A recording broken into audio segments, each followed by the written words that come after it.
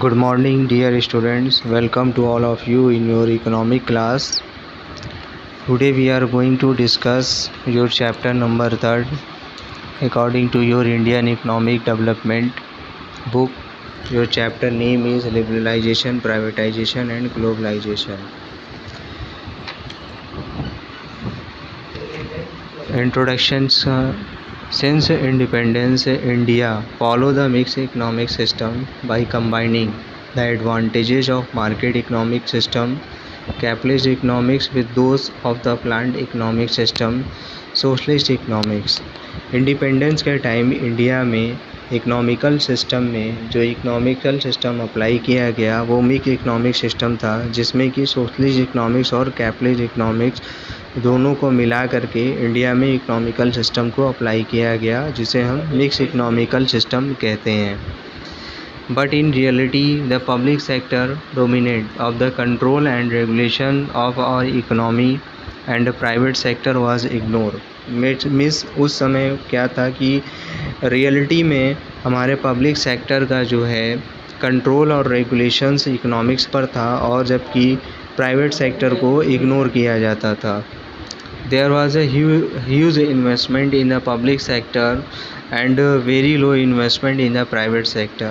और हमारा public sector का इन्वेस्टमेंट मोर था, ह्यूज इन्वेस्टमेंट था, जबकि हमारा प्राइवेट सेक्टर का इन्वेस्टमेंट कम होता था. The dominance of public sector for about 4 decades led to establishment of various rules and regulation which hampered the process of growth and development. Means at least 4 decades से, यानी कि 4 दशकों से हमारा यहाँ पब्लिक सेक्टर का जो है रूल्स रेगुलेशन एक्ट का कंट्रोल था इकोनॉमिक्स पर, जबकि प्राइवेट सेक्टर का उतना नहीं था कंट्रोल हमारा इकोनॉमिकल सिस्टम पर. तो जिससे कि जो है हमारा इंडियन इकोनॉमिकल सिस्टम्स में प्राइवेट सेक्टर की जो है वहाँ पर कि प्राइवेट सेक्टर के प्रोसेस को इम्प्रूव करने में, डेवलपमेंट करने में प्राइवेट सेक्टर को वो रिस्ट्रिक्शन हुआ प्रोग्रेस करने में, यानी हैम्पर्ड आया, बाधा आई. क्योंकि हमारा लगभग 4 दशकों से 4 डिकेड से जो इकोनॉमिकल सिस्टम पर कंट्रोल था हमारा, वो पब्लिक सेक्टर का ज़्यादा था. उसका रूल्स रेगुलेशन एक्ट ही फॉलो किया जाता था, जबकि प्राइवेट सेक्टर को जो है कि इम्प्रूवमेंट में प्रोसेस में ये जो प्रोसेस था, इससे हमारा प्राइवेट सेक्टर जो है इम्प्रूव नहीं कर पाता था, डेवलपमेंट नहीं कर पाता था. तो ये इसके लिए हैम्पर्ड था, यानी कि उसको आगे बढ़ने में जो है बाधा डालता था प्राइवेट सेक्टर को. According to some scholars, the increasing role of public sector has helped in economy to achieve the growth in saving, develop and disadvantaged industrial sector, achieve food security through sustained expansion of agriculture output.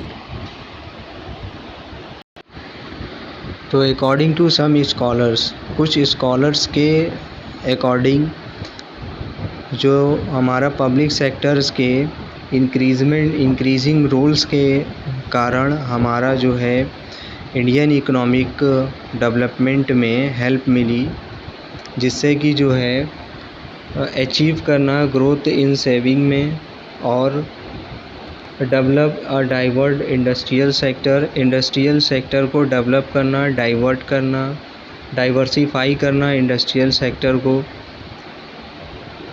Third point है कि achieving food security through substance expansion of agriculture output. Means agriculture output को बढ़ाना, जिससे कि हमें जो है achieve हो सके फूड की सिक्योरिटी. तो सम स्कॉलर्स के अकॉर्डिंग हमारा जो इंडियन इकोनॉमिकल सेक्टर पर जो इंक्रीजिंग था पब्लिक सेक्टर का रोल्स, उससे जो है हमें क्या हेल्प मिली. तो उससे हमें ये हेल्प मिली फर्स्ट, सेकंड और थर्ड. अब इसका सेकंड पॉइंट है, सेकंड टॉपिक है हमारा reasons for economic reforms. Economic reforms का रीज़न क्या है? The economic condition of India in the year of 1991 was very miserable. यानी इंडिया की जो इकोनॉमिकल कंडीशंस थी हमारी, वो 1991 में बहुत मिसरेबल थी, यानी अच्छी नहीं थी। That is called miserable. It was due to cumulative effect of the number of reasons. Let's discuss the various reasons which around the need for making major economic reforms in the country.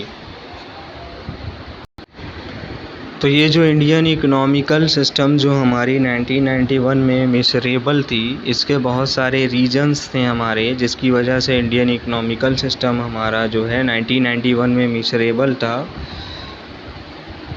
तो उसका क्या regions था?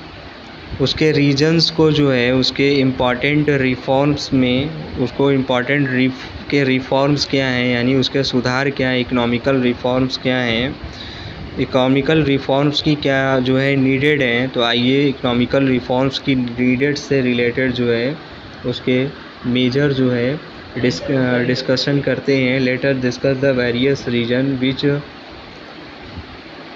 which aroused the name of making major economical reform in the country. First point है हमारा poor performance of public sector in the 40-year period 1951 to 90. Public sector was assigned an important role to work for the economic development in India. यानी public sector को 40 साल के period के लिए 1951 से 1990 तक पब्लिक सेक्टर को इंडिया में इकोनॉमिकल डेवलपमेंट करने के लिए एक इम्पॉर्टेंट रोल्स जो है उसे दिया गया था। However, except a few public enterprises, the overall performance was very disappointing. यानी कि कुछ पब्लिक सेक्टर्स को छोड़ करके जो हमारे और भी पब्लिक सेक्टर्स के परफॉर्मेंस थे, वो बहुत ही वेरी डिसअपॉइंटिंग उनके परफॉर्मेंस थे।